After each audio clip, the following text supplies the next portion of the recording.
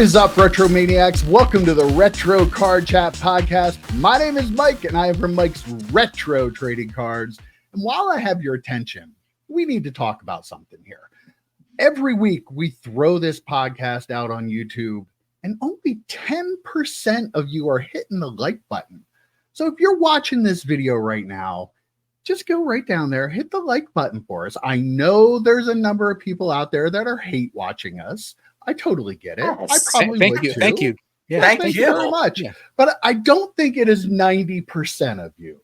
So if you're in the 10% or 90% that isn't hitting the like button, hit it, or else I'm going to have to edit out 90% of these two. Go Day and EP Alcoholic. How you doing, guys? No one wants that. Could you imagine that episode? That would be such a strange. Just Mike, that'd be so amazing. First off, EP, this is a reminder to you as well. Go and like our content. Oh, I should like the videos. Yeah, you're right. That's number one. Guilty. Number two, if 100 people like this video, EP will shave his head. I am not. That is never. That's what he agreed to. You get 1 million people to like this video, then I'll shave my head. A million people. Bit much. Your hair is not that nice. Okay, okay. I'm not going to shave my head, but if we get 50 people to like this video, I'll wear my hair down when we do. That's worth it, guys. Yeah, definitely. That is worth it. Everybody tweet this out. Everybody share this. I will wear my hair down, headphones and all. I'm creating 49 other accounts. I'm in on this. It's fantastic. Hey, got to do it for the fans. For the fans. Even if they're not hitting the like button, hit the like button. And if you're listening on the audio podcast, hit the follow button and give us a 5-star rating, please. Yes. And a review. Definitely. Yeah. Don't, unless you're Mailman Matt, then just stay away, Mailman Matt. All these years later, still all these years later. So, how's it going, boys? What's new and exciting? What's going on, Joe? You look a little. I'm still hungover. Slow this morning. Oh, it was dollar beer night Saturday, not yesterday, because yesterday is Sunday and we do this live, and I'm still hungover from Saturday. That's how many. I just plopped down a 50 and said, just keep them coming. I believe that. Yes. No, it's funny. They can only serve you a minimum or maximum of 2 at a time. So you go up there, you have to get 2, but you can't get more than 2. It's very strange. And they don't take cash. So my whole, I literally put a 20 down and I go, keep them coming. And she goes, yeah, we're cashless here. I'm like, oh, that's not as impactful. Then here's a 20 for you, but keep them coming. They should have said. I tipped 100% every single time. My credit card company is going to go through the roof. Like, did you mean to leave this 100% tip? Yes, it's $3. It's all calmed down. But yeah, so I went and I think we tied. I'm not 100% sure. It's a little fuzzy. It's really fuzzy from minute 45 on. So yeah, it was quite a time. But yes, so if I'm a little slow for the viewers, I'm sorry, but it's just I'm drinking Gatorade. I'm trying to get back into the game, guys. But yeah, I'm just.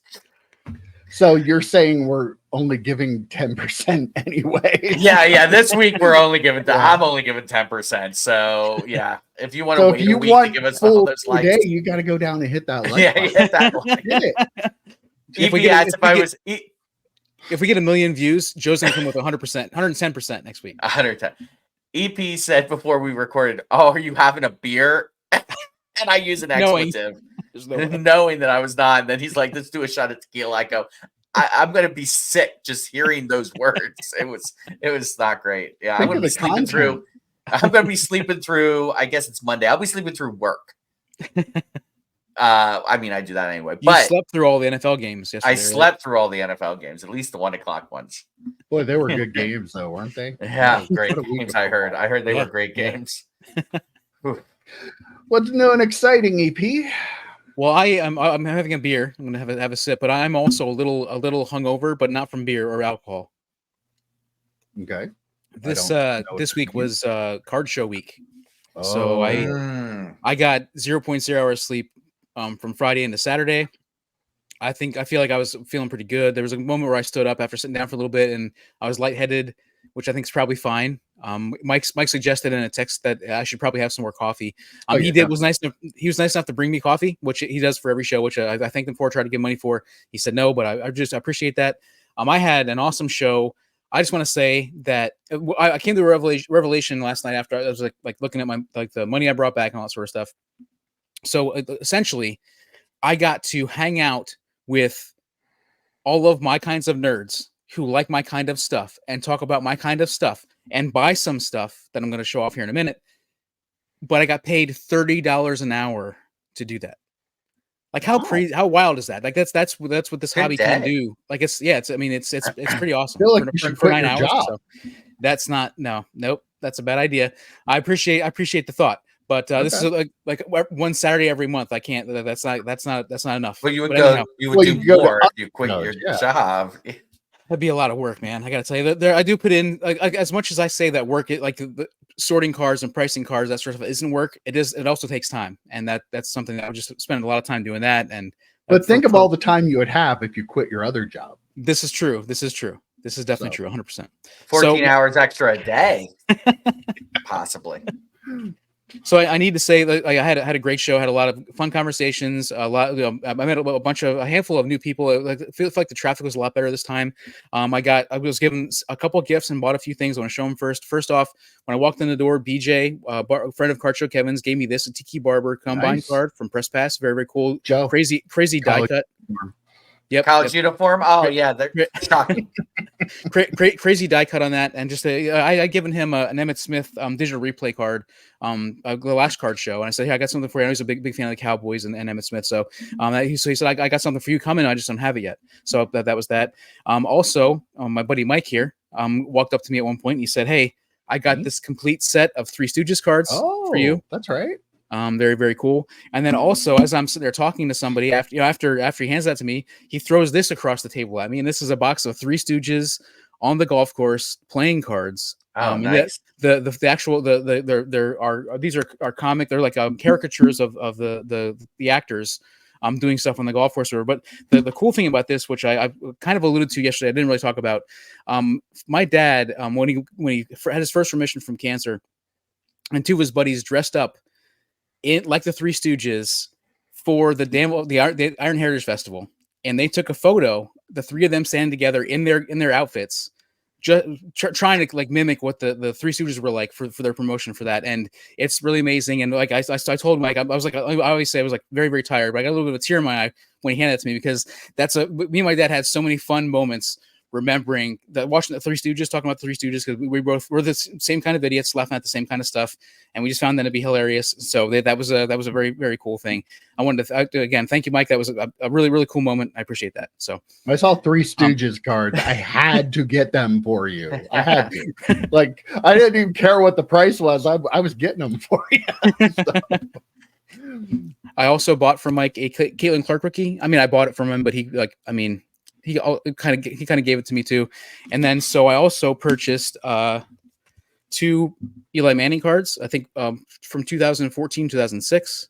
This is a purple refractor, and this is an Own the Game card from Gage, the one guy next to me. He had some really cool stuff, has a really cool setup, and he also buys and sells on eBay, so he's got a system for that, which is kind of cool. But I talked to him about that.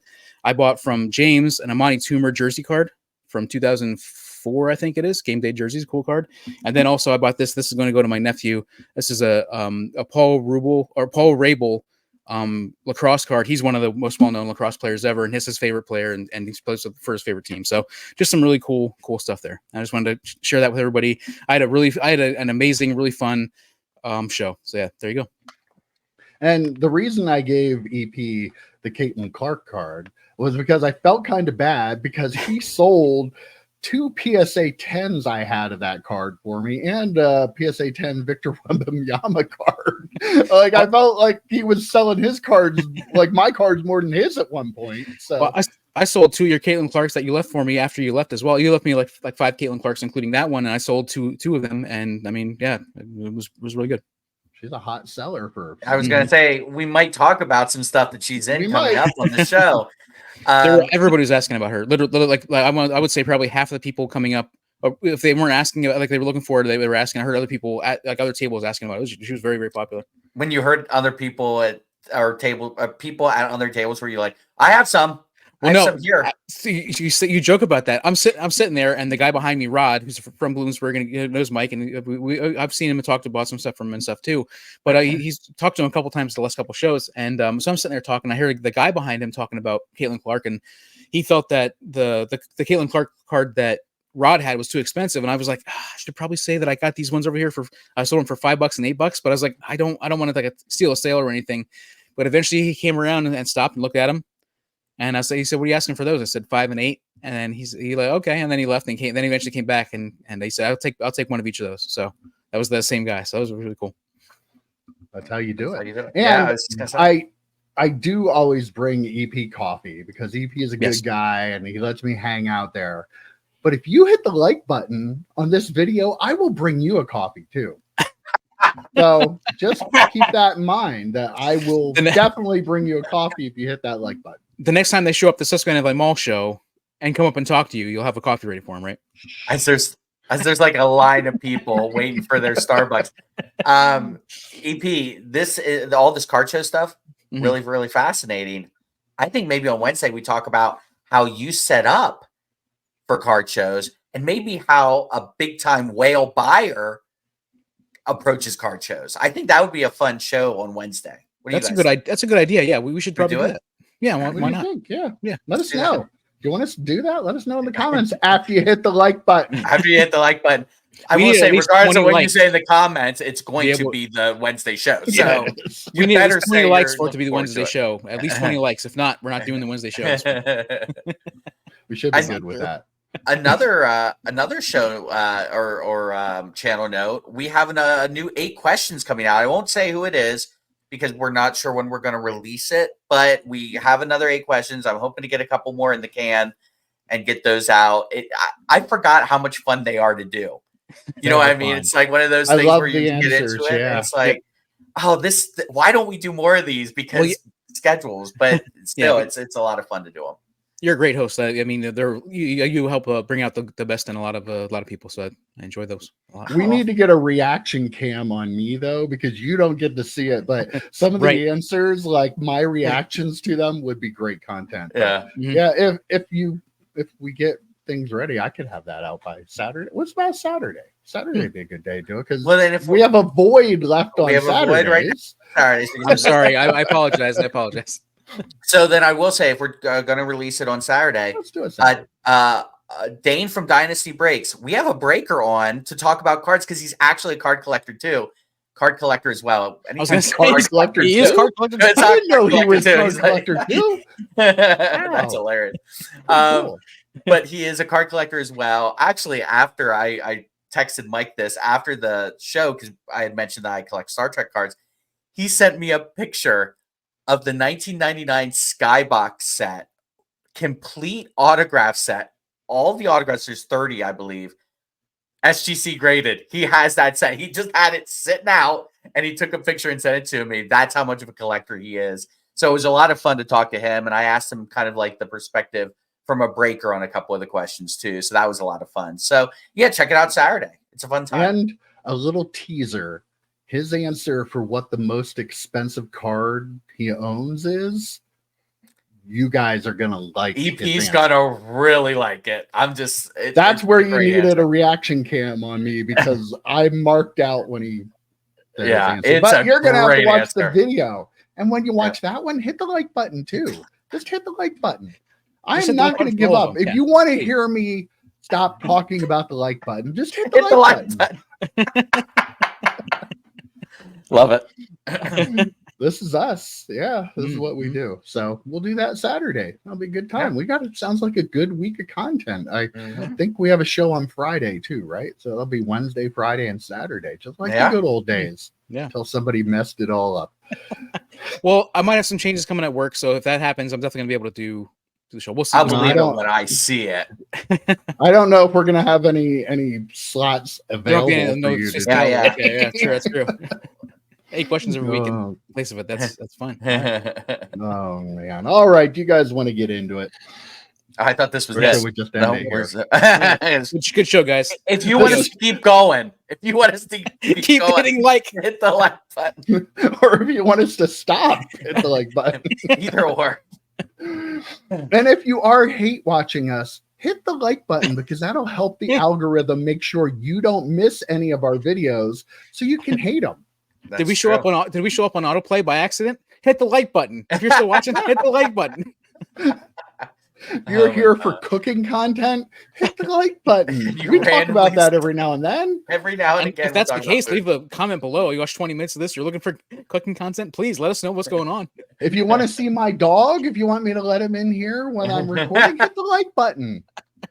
Are there any other popular dancing? No, we don't do dance videos. I don't know. Trying to think of what's popular out there, but it's certainly not us. But one thing that is popular are Topps Now cards. And we talked about this last week, how Topps is turning the Topps Now into an unregulated lottery. Well, we have some numbers from the Shohei Ohtani 50/50 Club Topps Now card.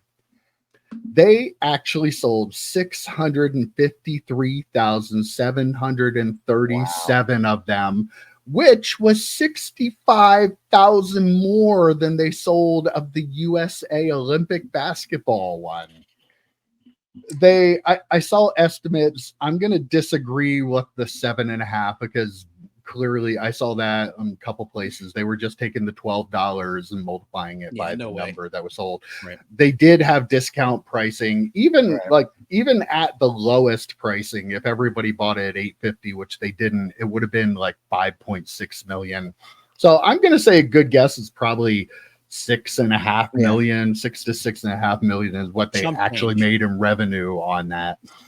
And I was reading a Sports Collector Daily article about it saying, well, now they do have, that's not including the expenses of the licensing. First of all, the licensing in already. You already have that. Yes, it factors in at some point, but not on the case by case level. And the shipping of it is an expense, but the production of the cards and the packaging, and the shipping isn't all that much, especially, you had a lot of people that were buying a bunch of them together. So but still, I think they charge you for the shipping, don't they? That's not even a good argument then. Yeah. So the process of it, they have to pay somebody to do it. Yeah. But still, it's $6.5 million revenue. They cleared quite a bit of profit on that. Yeah. So why even putting cards in packs? We have jumped the shark, I think, now, and it's not just gambling, trying to get the slot machine, or it's just playing the lottery. Just do it this way. Not afraid. This is clearly going to happen more and more and more and more. It's working for them. They're making a ton of money. People like it. People like to gamble. People like the lottery. That's never going to go away.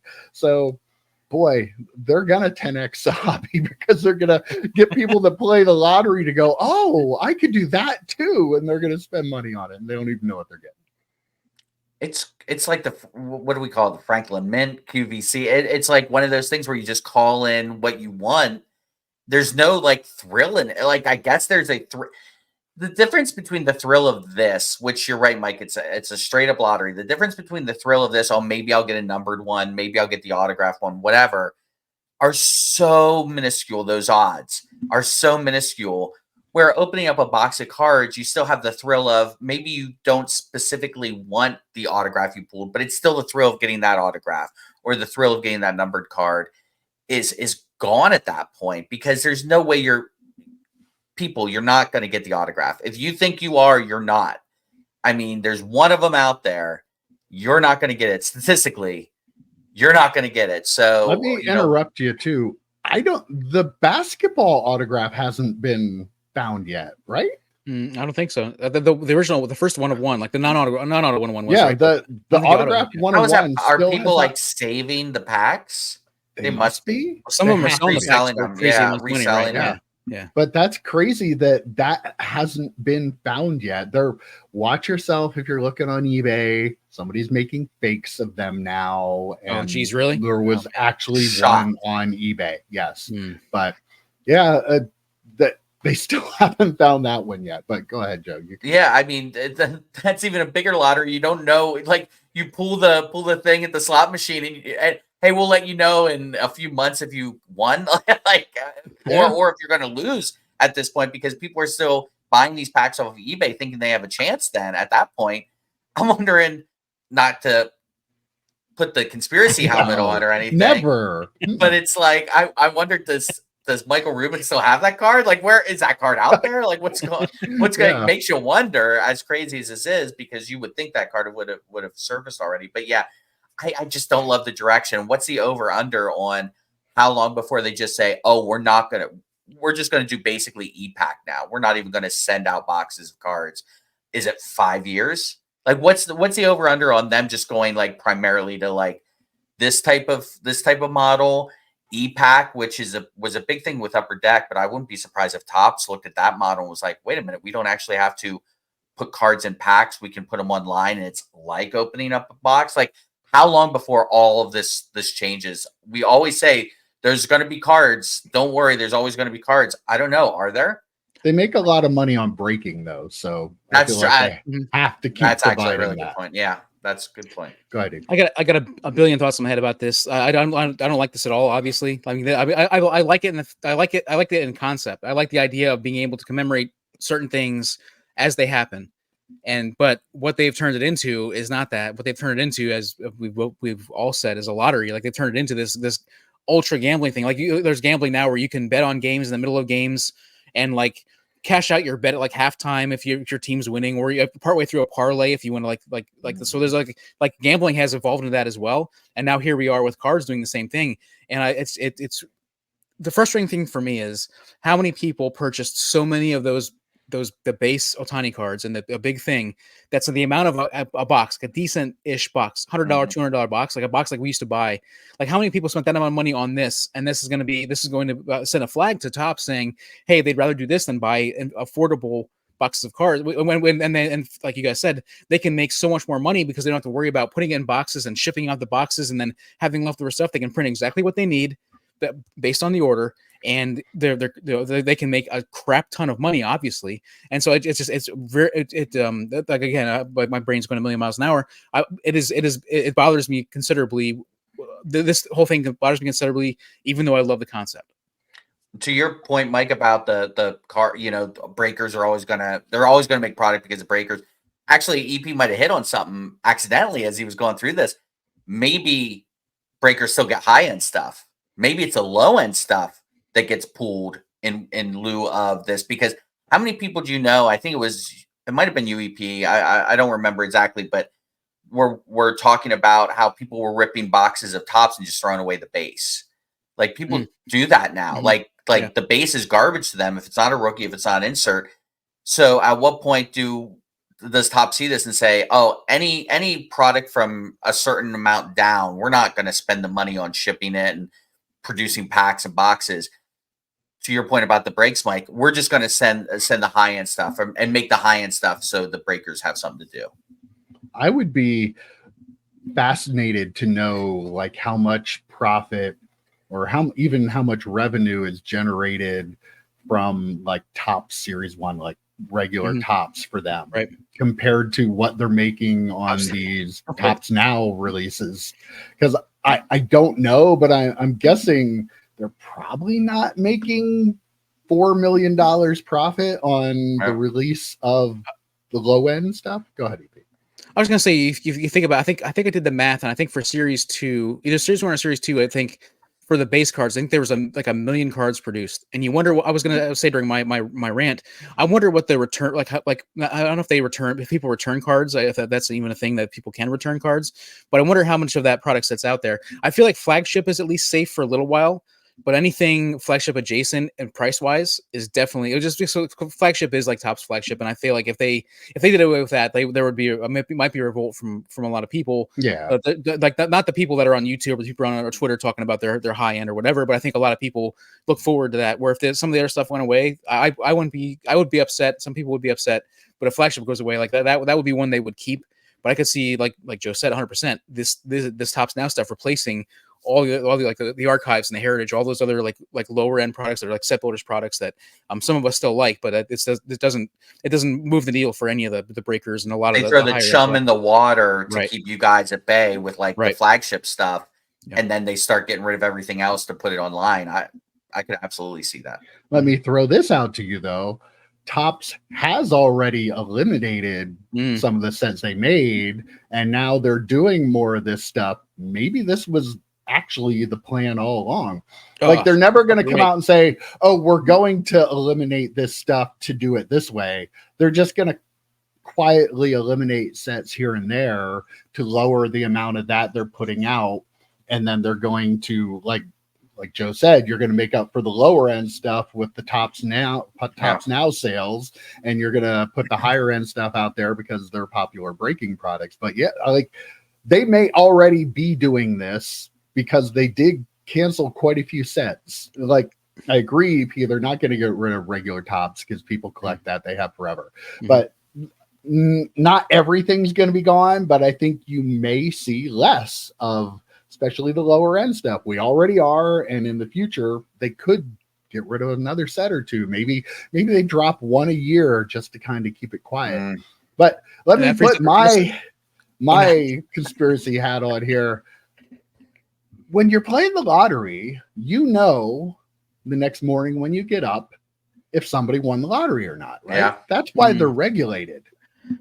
With the whole triple autograph not having been found yet, we don't know. I'm not making any accusations, but there could be an alternate reality where that's intentionally done. Maybe it's not put out. Maybe they use the excuse of we're looking for it, but I feel like this is a thin line for me to try to be balancing on, but you have to have a way of knowing where it's going or when it's being sent without necessarily knowing specifically who you're deciding who you want to send it to. But they have to know. They have to be able to go, no, this card was sent to such and such, this person in Arkansas. They need to be able to provide that. I don't know if they have that or they're just not saying it. Maybe they do know, but it makes me very uncomfortable that if I'm playing the lottery, I know if somebody won or lost the next day. It makes me very uncomfortable that weeks after this card hasn't been claimed and Topps, like we don't know. We do not know 100% if that card was made or where it was sent. Joe, I had two thoughts that I never got to in my previous one. Okay, let me go ahead. Like the first one is kind of related to that. It almost feels to me like the way Mike characterized it. One of you guys characterized it when you're talking about it. It's like it feels like somebody doing a break and slow rolling the big hit, right? Like maybe they are waiting, like they know where it went, they know who it went to, but they're kind of like they're keeping, letting people stay excited about it, talk about it, and then once it dies down a little bit, then they'll reveal, oh, it's Jeff Wilson. It's whoever actually pulled it, or whoever it was. If Jeff Wilson pulled that, there would be a revolt. There would be an uprising. Pitchforks at the gate. And the other thing I was going to say is that when I was going off about the Topps Now purchase and the amount of cards people were buying and the price. When you bought a box back in the day for $100 or $200 and you spent all that money, you got a variety of cards, you got inserted cards, you got all these things, you got a chance to get an autograph, all these sorts of things. So you came away with this with a lot of cool stuff, and for some people, in some regard. When you're buying this amount of money, you're getting like 20 or 100 of these same card. And if you don't get the autograph, you're getting just 100 of the same card. Like, and I feel like it's like a drone mentality, almost like, oh, I need to get this, even though I'm not going to be happy with any of this stuff. And if I don't get the auto, I'm not going to be happy with any of this stuff. I just where we are in the hobby again is a very frustrating place for me. Yeah, and we've talked about this before too. Like, how many of those Ohtani cards, how many of the Olympic cards, how many are just going to end up in 50-cent boxes at card shows? Oh, I yeah. mean, Mhm. 90% of them, all over it. right? They're going to people. I'll even give you credit, EP, on your lesser. I mean, your other podcast. You made the joke about people using them like for the bottom of tables to make sure the tables are level. That's kind of what it feels like a little bit, because there's going to be so many of those made. Mike, I think they should be able to find out who the first user of that product is, but people sell things, resell things, and you saw these packs on eBay. Like, yeah, we sent it to Arkansas. Who knows where it's at now? That's the problem, or the defense. But at least it would make me feel better knowing that that person actually went out. Yeah, right, exactly. Right. Like maybe they can show a video going into a pack or something, just to prove that actually it did get sent to somebody or something like that. There's got to be something to prove that it's authentic and it was sent out. Because Fanatics has never forgot to put anything in their products before. I mean, I guess this would be a first if they forgot to. The person who does get this card, I think, has lost at least a couple $100,000 though, with it not being out, because the Ohtani card has shown you that the next big thing's going to come along, and the interest level in the triple autograph has to be lower now than it was. I know that you only have a certain market of people that are going to buy it, but I still think that the interest. Oh, the Olympics were so last month. I know. It feels like they were like 6 months ago, though. So. Yeah. Well, apparently their Topps bought the pants that Shohei Ohtani wore in the game where he hit the 50th home run and stole the 50th base, and they are going to be making a Logo Man 1-of-1 autograph. I saw a mock-up of it. It said Topps Dynasty Black. I don't know 100% if that's the set is going in or not. $8,000 a box. But yeah, a Logo Man card autograph 1-of-1 with the actual logo from the pants he wore in the game. Now, again, this is a part of the hobby that I'm never going to be part of. But at the same time, I think that's kind of cool. Am I wrong? Yeah. Should I not be on the podcast if I'm saying that? It is. No, I mean, it's really cool. Like you said, Mike, whatever product it's in, number one, if it's probably not going to be, but if it's in flagship, you'd have to open up every case of flagship to have a chance at it. 1 in 4,500 packs or something. Yeah. Like it's gonna, 45,000 packs EP. I don't think it's 4,500. The other thing too is if it's in like, what was it called? Mercury. If it's in that type of set, we're never gonna be buying boxes of that. So we're not gonna get it. It's not gonna be our thing. It's still really cool. I wouldn't be surprised since they have the whole pair of pants, if that's not a product hit, every product, a piece of that, right? Like I wouldn't be surprised if for the next 2 years, the product hit and every product they put out is a piece of those pants. That would be my guess. Yeah, that won't be a surprising thing at all. I'm just happy that they are using the actual pants worn, and probably going to hopefully use the actual photo from the actual game on the card. Or an airbrush version. I did not do that. It'd be fantastic. Yeah, they're going to airbrush in Japan. Oh, we love you, Topps. We don't love Fanatics, but we love you, Topps. You give us a lot to talk about. Yeah, that's true. As of the time we're recording this, I'm not going to say when that is because it's Monday morning, but that could be wrong. But the home run ball, the auction for that is over $1.4 million already. The Dodgers tried to get it for what, 250,000? Yeah. Yeah, that's adorable. Wow. Yeah. Boy. What happens when Acuna comes back next year and goes 50-50?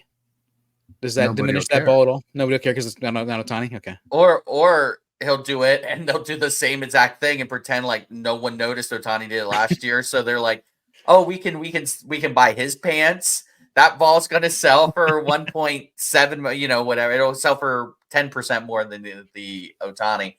And then apparently there was a lawsuit over who had actual ownership of the ball. I guess that's been resolved. I watched the video and it really looked like people diving in for an NFL fumble. Mhm. Oh yeah. And spoiler alert, I think the refs gave it to the Chiefs. I just assume at this point the refs are in the pocket of the Chiefs, so they got the ball. Patrick Mahomes is now the rightful owner of that ball, so that's pretty cool. 1.4 million. Where's it end though? What's the end game on this one? This is crazy amount of money. It's got to go over 2, right? I would suspect. I mean, over a million's crazy. Like even get to probably if it gets to 1.5 is crazy. I said in my other podcast, my work podcast, Joe, you mentioned that one. I said about how like this is kind of like a microcosm of the hobby, where if you see the video, the ball gets bounced around. You see like 27 people jumping on it, and the dude who tried to sue throws his arm in after one dude is already on top of the ball, like on his knees on top of the ball, and the other guy that throws his arm in, the guy that claimed that tried to sue was like trying to throw his arm in there. Like it feels like very much a microcosm of how the hobby is like. Oh, they probably don't care about that who hit it. They don't care about the moment. They just want it because it's $1 million ball, and that's. I mean, to be fair, if I was there, I would sell it too. I would sell it too. Like from 8 rows away. Yeah, but try and get that ball. But also, it's still. I mean, it's kind of where we are in the hobby as well. So yeah, I didn't think the person that sued looked like he had it in the video, but he might have got like a fingertip on it at one point. You know what I mean? It didn't seem like it to be. Maybe I missed something, but like the amount of money being put out for this ball, like Shohei Ohtani legitimately could go 60-60 next year. Mm-hmm. Like the relaxed stealing rules, steals are up. Everybody's trying to hit home runs now. I would be worried about putting that kind of money into something like this. Where was this kind of hoopla when Jose Canseco went 40-40? Like, there was this money available. I think people had this kind of money to throw around. I mean, some people did, but it wasn't. Not as many people had this kind of money, I think, to throw around at something like this. People are making Shohei Ohtani the greatest baseball player that has ever played. And this is not an exaggeration. I have seen a lot of discourse about that. For hitting 50 home runs and stealing 50 bases, I'm sorry. Like, no, that does, like, Jose Canseco, when he hit 40-40, it was a thing, but it was nowhere near the level that they're making this out to be for being 50-50. And I don't understand it. Like, he was the first to do 40-40. If that makes you the greatest baseball player of all time, being able to steal and hit home runs and forget about every other aspect of the game that's important, like, he should have been the greatest player then, and now Ohtani is the greatest now. But the thing is, like, what we have now, we have social media and we have this like hype mentality. This like, I think the way at least America works, the way I think most of the world works, is this like hype mentality where everything is the greatest thing that's ever happened. So, and listen, Ohtani is amazing. Like, what Ohtani can do on the baseball field is absolutely amazing. Yeah. The pitcher he is, and the home runs, and to be able to steal the bases, like what he can do on the field is absolutely amazing. He's probably the best player. I don't even want to say probably. He's the best player in baseball right now for sure. But we live in this era when everything's got to be the best, the most amazing thing that's ever happened. Everyone wants that PSA 10. Yep. Everyone wants to witness the greatest thing ever happened, and they want to talk about it on their social medias. Like everything's got to be the best. I think that's what the issue is. Best player or the best hitter? Because he doesn't play in the field. So I don't know how you can say he's not even pitching this year. Right. So he didn't pitch. He didn't play the field. He just hit. So how could you be the best player? You can be the best hitter, put up some great numbers. I don't know. I mean, I don't know. In a year when Chris Sale, who I'm not sure if he's going to pitch again or if he's done or whatever, I'm not sure where it stands. But Chris Sale is in the running to get the pitching triple crown for both leagues, which I don't think has happened in several years. I don't remember the last time it happened. But Chris Sale, he's having an amazing year in his own right. Getting the pitching triple crown for both leagues is an incredible feat, and I mean, so you could argue, if he doesn't get the hype though because of an everyday player like a hitter, though that's part of the issue. It'll be interesting to your point, Mike, about what happens if he goes out and does 55 or 60 or whatever, because this is the first time. But I didn't we talk about this before? Like Brady had like his last touchdown pass, and then he unretired, and the person that bought it is like, oh, this ball is worth way less than it was like 6 months ago. Like that's true. I mean, that could happen if he goes out and does the guy. At least I think there's a difference with it being the first and the last, because the last can always be broken. The first will always be the first. So I think that's always going to hold some level of value beyond. But yeah, to your point, EP, we are in this hype mentality where everything has to be the greatest. I have to talk about this. I have to put it on social media. And that does play a part in it. If there was as much money in the hobby then as there was now and as much hype, Canseco's ball could have gone for $1 million then. I mean, or whatever the equivalent is. Who knows? But it's a different world. We're just living in a way different world anymore. Do we think that Ricky Henderson, who once told himself, famously, somebody ever heard him say, "It's okay, Ricky, you're the greatest." Do you think Ricky Henderson thinks that he can come back and go 100, 200? Probably. Yeah, no doubt about it, right? Yeah. Well, speaking of things that aren't worth what they used to be, like Joe said up there, Panini National Treasures NFL. The Dutch auction started at $8,500 and it went all the way down to the floor of $3,500. And it was there for a little bit and then gone. Panini has been known to pull these when they hit the floor and then they're not selling. I think they were probably pulled because they're like, well, we can just send these to the breakers. They'll be happy to get it for $3,500 or more. So yeah, turns out that all that talk that we've had over the last year and a half about Panini signing guys away from our top signing guys away from Panini so they can't put autographs in there. I do believe we talked about this too, how it would impact the high-end product. And this National Treasures for $3,500 and nobody's even buying it is crazy how much that has hurt. I mean, rightfully so, don't get me wrong, but I feel like this was part of Fanatics' plan. Like, they don't like Panini, so this was a way to hurt them, and clearly it's working. We talked about it when they first signed the exclusives of Stroud, Levis, and Young, right? Those were the three. And, we talked about it then, like, what are they going to use them for? And until we got Motif, which is a year and a half after they were actually signed, they hadn't used them for pretty much anything except maybe throw a Stroud card into a basketball or baseball product from time to time. And I think we said in the moment, this was just them trying to screw with Panini, and it's absolutely worked. But again, my takeaway is they're not just screwing with Panini. They're screwing with the collectors, which is still bullshit. Like, I was not happy with it then, and I'm not happy with it now. If you're a CJ Stroud collector, you can either get a non-autograph card or you can get an autographed card that's not in his uniform. Like, this is a terrible year to collect cards if you are a fan of any of those players, and it's a real shame. Specifically the National Treasures, I've been watching breaks of it and woof. Like, I was gonna come in here and say, isn't this kind of interesting now where not by their choice, but Panini is kind of going back to what cards were like in the 90s, where it's like, oh, if you got a really cool autograph in a box, it was kind of shocking. They're unintentionally doing that now. If you got a really cool autograph, it's like, whoa, where'd this come from? Like, when Jameer, no offense to running backs, because I think they are undervalued in our hobby and in the NFL, but when you're getting a Jameer Gibbs and it's a boom, like, oh, here's one of the best hits of the product, Jameer Gibbs booklet or whatever, that tells you a whole hell of a lot about what's going on with this product.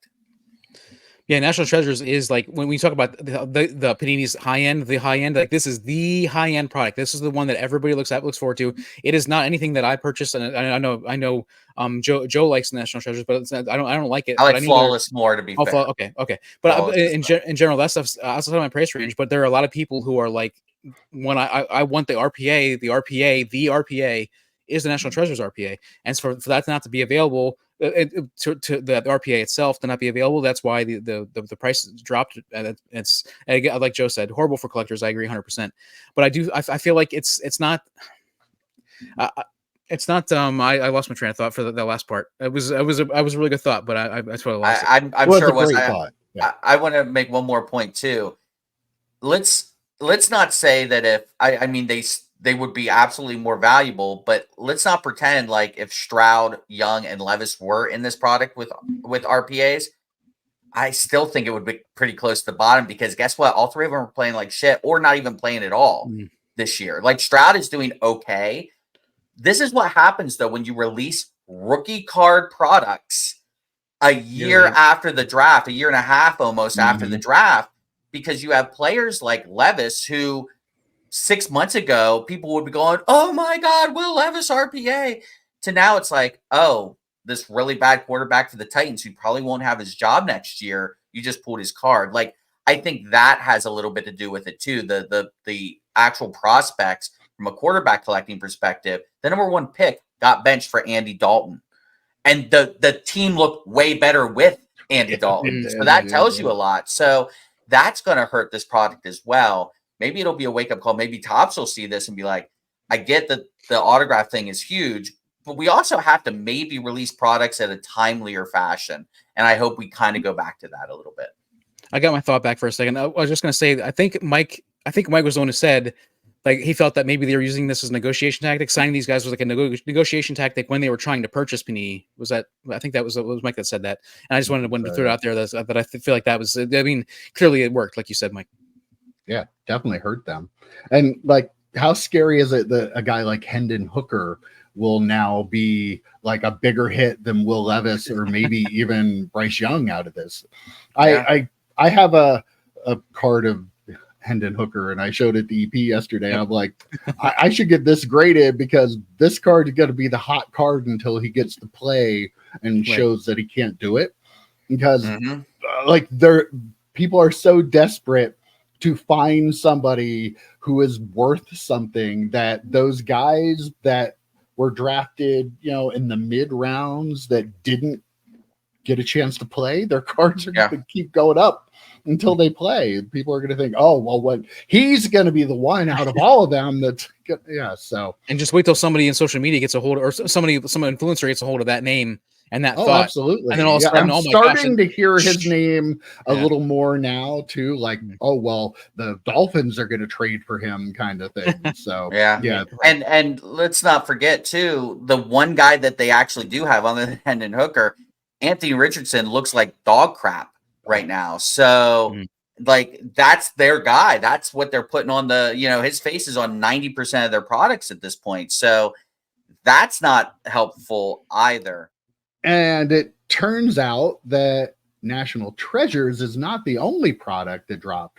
They also had Phoenix first off the line basketball that hit the $500 floor, and Elite first off the line football hit the $257 floor. So hopefully we're hitting a point where prices of boxes are maybe becoming more realistic. Please. No, boys. I was gonna say I really hate to burst your bubble, boys. We talked about an $8,000 a box product that's selling for what, $13,000 a box? Yeah, and it's just because I mean, with Panini losing the licenses and not having the athletes in their products like they used to be able to have, this is going to be Panini for the next year or two. So if you really like Panini, and by the way, Elite is it's a really fun product to watch. I love the pen pal autographs. Again, you're going to have to be rooting for Bijan Robinson and Jahmyr Gibbs and some of the wide receivers, which again, not bad. It's not a bad thing to collect other than quarterbacks, but you're going to hit the floor on all these products as long as Topps keeps signing away these top prospects. And it'll be interesting to see what Topps does with the prices. The Topps products are not hitting the floor, boys. That's all I'm saying. I really like Phoenix. Feel like Phoenix is a kind of like Finest adjacent. Like, it's very close to Finest in its design and stuff. Cool, so I like Finest or Phoenix, but it's still $500 is still really expensive. I'd like to get a Wembanyama rookie of some manner at some point. Phoenix might be the one, but we'll see what the prices are in the secondary market and stuff. But like, I would still like to see it go for a little bit less than 500. But for a Panini product, I mean, I don't remember what the Phoenix went for last year or whatever. But I'm sure if they actually had the Wembanyama autographs, that price would be outrageous, right? Like, the price would be so crazy. Mm-hmm. Well, speaking of Wembanyama autographs, the Select NBA basketball is $564.95 for a hobby box. The Select WNBA basketball is $749.95 for a hobby box. I wonder why that is. It is almost $200 a box more. Wow. I don't know why. Why would WNBA cards be selling for $200 more? I wonder. Again, Fanatics, what were you doing not signing Caitlin Clark to an exclusive Crazy, right? deal? Yeah. Yep. Because I have seen this argument, and I think there's validity to it, that Caitlin Clark is more popular in the hobby right now than Victor Wembanyama is. Yeah, her name's way easier. Her name's way easier to pronounce. Way so that's easier. also much written it by me trying to say it, but I see more of her cards on social media. Again, we live in this bubble, right? We live in the social media bubble, but I see more of her cards, people posting her cards than Wemby cards. I just do. They're more in my face. Of collectors, I think there might be more collectors looking for her cards than there are Wemby cards. EP, you at the show on this past weekend, everybody was asking about Caitlin Clark cards. There were people looking for Wembanyama cards, but it felt to me, I don't know, it might be different to you, it might have just been when I was there, but I felt like more people were looking for Caitlin Clark.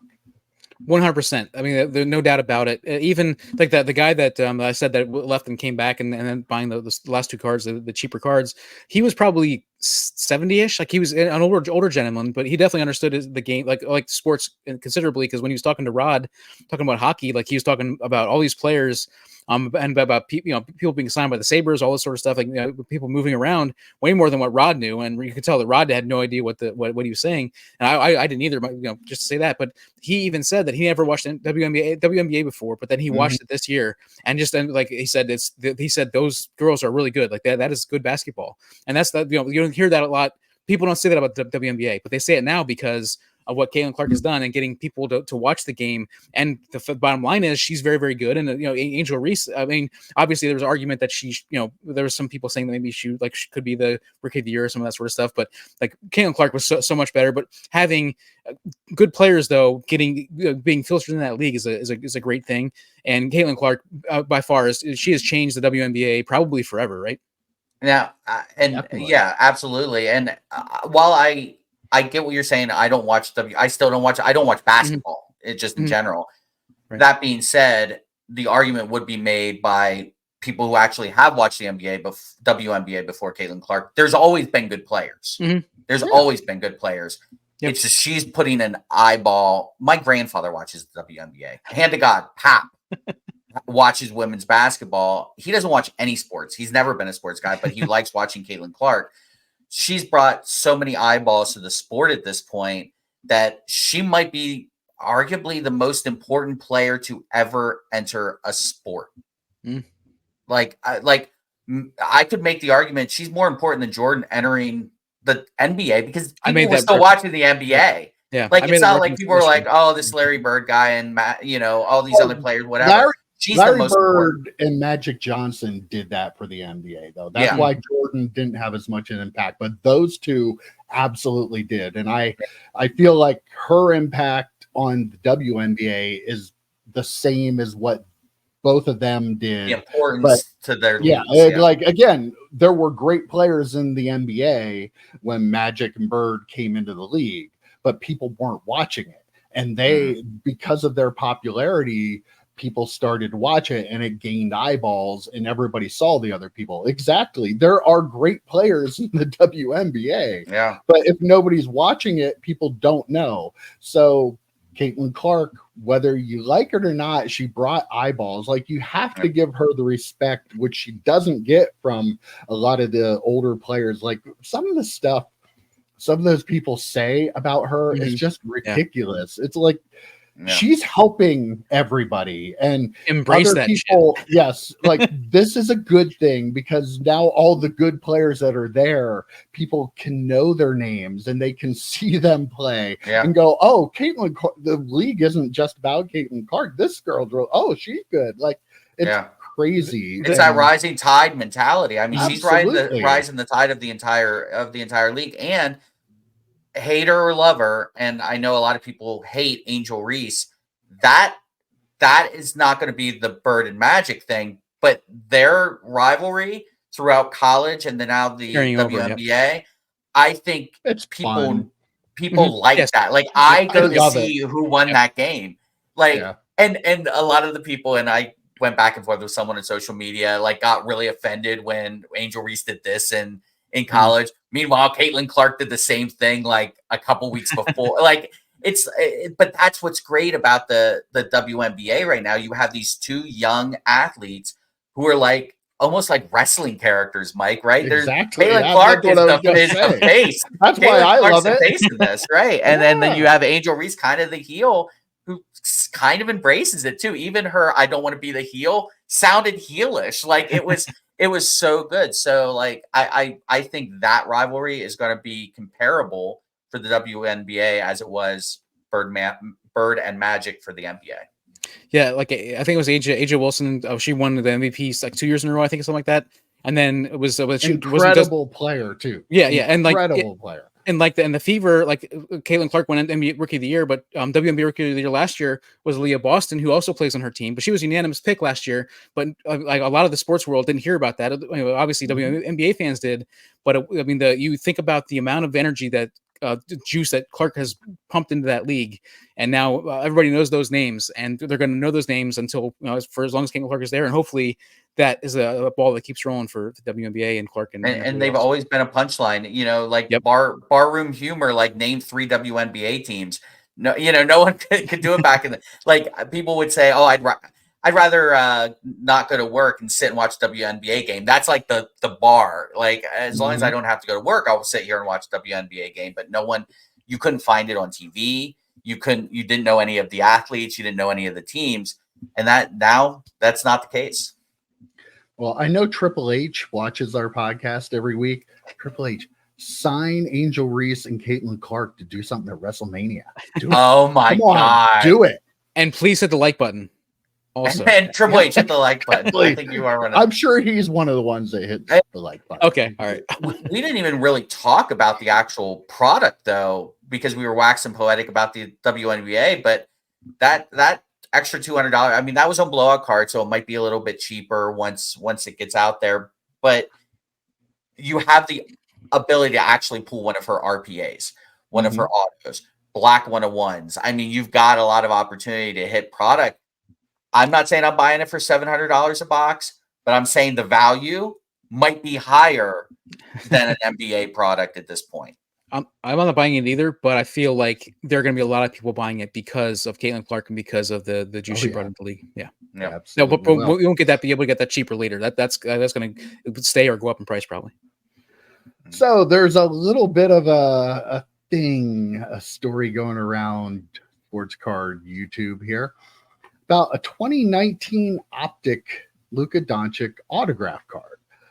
This was brought up by user Nomad Cards on X, and I guess there was a seller on Instagram. I'm not gonna say the name because I just don't want to, but you can look up, other people will have this. But he had a picture on his Instagram of a Luka Doncic autograph card from Optic. Had a beautiful autograph on it. Then at a different point in time, he had a picture with a PSA 10 graded Luka Doncic Optic autograph card with Boom, very happy about it. But apparently the autograph on it is faded. So apparently they used some kind of Kurtz card care or something on it and took something off that took some of the autograph off the card. But the card didn't have the auto graded, but the card graded a 10. So we're in a world where you can take a card that was previously graded a PSA 9, and I guess it must have been before their new catching serial number stuff being regraded, or maybe that stuff isn't. Maybe that's bullshit. Yeah, exactly. But yeah, they were more concerned with getting a 10 on the card that they didn't care about maybe removing some of the autograph to get That's so whatever bad. was wrong with the surface. They also had another card, a Steelers player, I forget which one it was, that they had done the same thing to. Oh no, it was a Jordan Love. I'm sorry, it was a Jordan Love card. That also, like, why not just get the auto graded? Am I wrong that people would pay more for a 9 with a 10 auto grade than they would for a PSA 10 with a crappy auto? No, You're wrong. Yep. You're wrong, Mm. but you shouldn't be wrong. Right. Collectors should collect. Yeah. Yep. You're wrong, but you shouldn't be wrong. Because here's the thing. I did a very low watched video, but I did a PSA reveal recently of Star Trek autograph cards. And I said how many times in that video, I only cared that the auto grade's a 10. I didn't give a shit about the card grade at all. I just cared about the card or the auto being graded a 10. But in our world, Mike, it's the card. People don't care about the auto. Because here's the thing. Was it faded by Kurt's card care? Was it faded by the sun? Was it just the ink? The pen was running dry. Like, you can excuse your way out of that. With the card, you want to see that PSA 10. That's all you care about. You don't care about the DNA, the PSA DNA autograph grade. It's ridiculous. I'm with you, but I don't think the hobby is. I'm with both you guys 100%. Like that is where I'm at as well. Like I would much rather have the auto matters way more. If you're, especially if you're a fan of that player, the auto like matters way more. But the bottom line is if you were to create a card out of minced chicken or chicken shit and put it in a PSA 10 slab, people would care more about that it was a PSA 10 than they would about an actual card of that player with a good autograph on it that wasn't a PSA 10. That is just where we are in the hobby. The obsession with the PSA 10 EP said a swear. real problem. That's how upset he is about this. He said a swear. That's where we are right now, though, right? Yeah. Like you could see people. Oh, look at my PSA 10 minced chicken card. It's a PSA 10. It's definitely a 10. I'll sell it for $100. Well, and to your point about this too, and I asked you guys your opinion on this before I made the transaction, but a buddy of mine sold me 2 or 3 Patrick Stewart autograph cards. Shocking that I bought them, but and the one had a bent corner, and he goes, "Oh, really sorry about that. I didn't see it." And it was hard to see. Like, you would have had to really be looking for it. And he goes, "You can send it back, and I'll replace it," because he happened to have 2 of that card, or I can give you X amount of dollars off. I can refund you X amount of dollars. And we all were kind of in agreement. Just take the X amount of dollars. I think it was like $150. Just take that because the auto is beautiful. I'm not sending it off the PSA. I don't care what the grade is. The Patrick Stewart, it's bright, it's bold. That's what I care about. If there's a little turn in the corner, so what? I just saved myself $150, but got this really, really bold, crisp autograph. That means more to me. But again, Mike, I think we're in the minority on this. I watched a video from a content creator that's west of Pennsylvania, and I was kind of surprised that there was no mention of PSA's role in this, because I feel like if you have a card that has an autograph, the autograph is faded on it. How did it get a 10? Like, that card should not be a 10. You can tell it doesn't matter how it faded, right? You shouldn't be. That autograph to me is part of the card. It's an autograph card. It's not a separate thing. That card comes that way with the autograph on it. So if the autograph is faded, to me, that is no different than the upper left corner being faded or the player's picture being faded. That should not be graded a 10. I don't understand why PSA would grade that card a 10 to begin with. Yeah, that's a really good point. Even if they didn't know that it used to be a really good autograph and now it's faded, like with a faded autograph on it, that should not be a 10. Because the autograph technically part of the surface, right? Yeah. I mean, you would think. And this card specifically is optic, which means it's an on-card auto. It's not a sticker. You can kind of massage your way around saying, well, the sticker was put on after the fact. I can understand why they don't grade the auto in the sticker, if they go off the sticker. This is not that, though. This is an on-card autograph. And you're right, Mike. I've always found that weird as well, that, we'll grade the card, like SGC does this. they grade the card, and if the autograph looks good, we'll grade the autograph a 10. But if not, we're not going to grade the autograph. Well, if the autograph looks bad, again, that's part of the card. Why is the card still grading so high, especially for on cards? So yeah, that's a really good point. Yeah, that was the point I was going to make too. Like they separate these things as though they're two different things, but they shouldn't be, right? Like the bottom line is that is part of the card. When you're purchasing a card, PSA 10, you're not getting an autograph card without an auto on it. Right. I mean, well, after a couple more ads and Kurt's card care, maybe you are. I don't know. I thought did they put things in place where they can now tell when things have gone through Kurt's card care. But anyhow, I think about like a Ken Griffey Jr.'s autograph is an amazing autograph, one of the best autographs in all sports.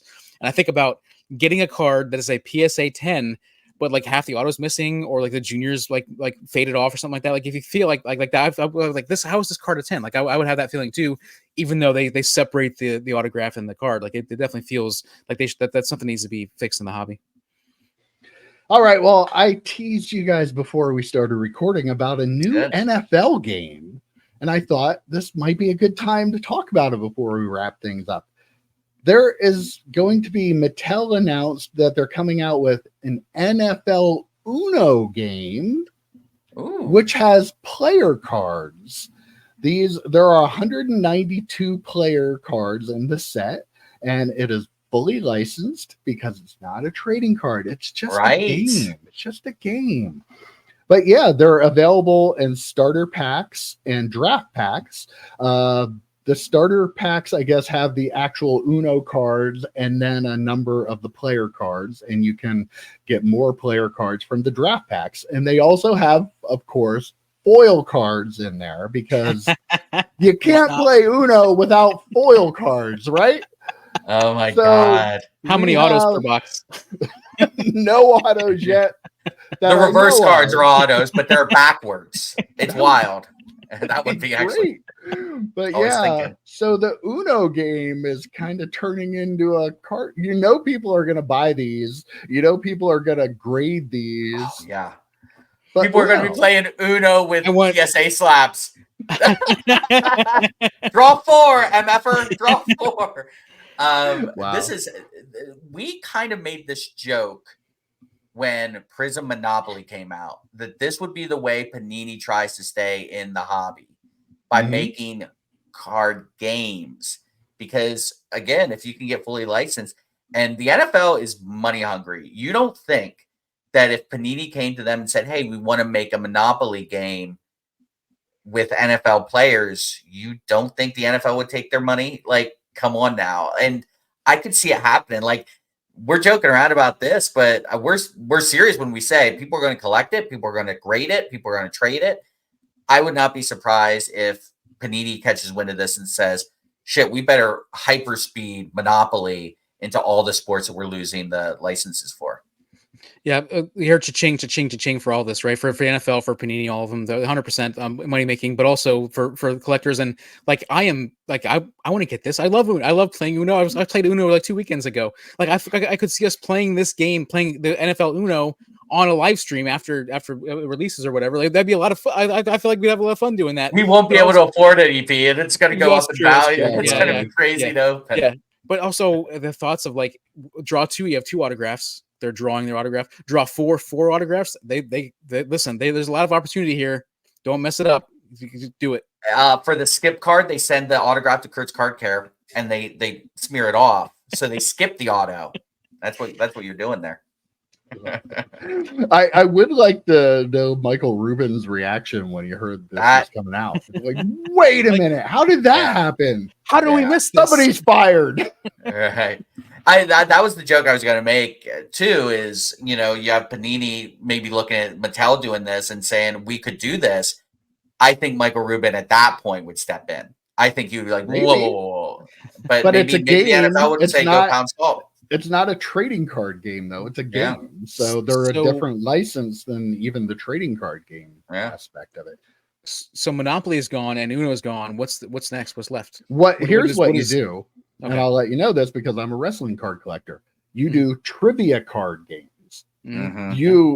There are a lot of pursuit, but there were a lot of wrestlers. Like there was a time period in the 90s where cards weren't being made and people go back and look like the Cardinal trivia game for WWF and stuff, and there were a lot of wrestlers in there that had cards in the trivia game before they had cards that came out of packs. And a trivia card game, it's a game. It's not a trading card game. It's a game, right. But you can do a lot of stuff with different, players and stuff on that. So that's the way to go. Well, Mike, you saw my two. And to answer your, go ahead, Joe. I was going to say, to answer your question, EP, just a deck of cards. At what point is it just a deck of cards? The king is Patrick Mahomes. That wouldn't surprise me either if they just start making decks of cards with NFL players or NBA players or whatever. That limits the number you can put in it, though. A trivia card, so you can do like 300-400 cards if you want to. That's true. Yeah, I Mike, at the show, you saw I had two Taylor Swift cards in there. They were both cards from a trivia game, from like I guess the celebrity trivia game from I don't even remember what year it was from, but that's what they are from, and they obviously they aren't normally sized, but SGC is grading them. Like you can get them graded by SGC. So I mean they're considered to be cards of Taylor Swift. On you can get them graded. So yeah, I don't think you can make them the same size as a regular trading card. I'm not sure on that with the licensing, but still, it's a way to do it. Maybe we should get a license and make trivia cards. If we get 100 likes. I was really hoping it was like Red Zone Part 2. I was really hoping it was something like that. Like that would be because we would play so much Red Zone right now, right? Even better. It's even better. Panini has the right. They have the IP for Red Zone. It's it was a Donruss product, so Panini has that.